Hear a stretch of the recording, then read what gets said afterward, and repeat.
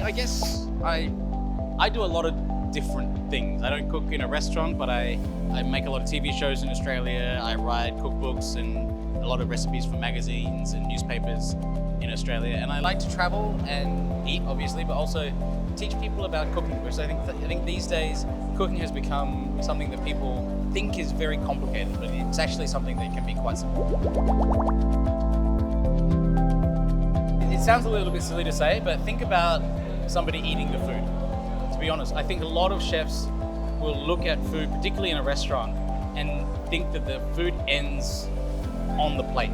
True. But it doesn't. It ends when somebody is eating it. If I go to a restaurant and you're plating something, but if you were going to eat it yourself, you would plate it differently, you should make it the second way, not the first way. Because sometimes, particularly in higher end restaurants, that people are there to eat the food. And you need to make food that people are going to enjoy eating rather than just something that looks nice. True. So it can look beautiful when it hits the table, but if it doesn't taste beautiful, if it's difficult to eat, then you know, you will detract from the experience of what will otherwise be a great dish. Agree on that.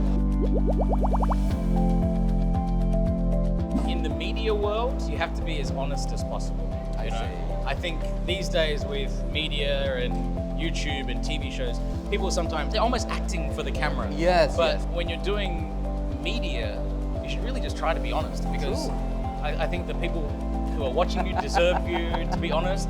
And also, people are very smart. If you're acting or pretending, they're not going to believe you. To be honest, it was fantastic. The students are really engaged, really interested.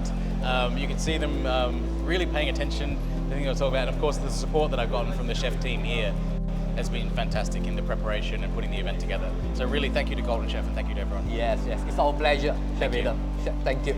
Thank you very much, Chef Adam. Thank you. Golden Chef, College of Culinary Art and Hospitality.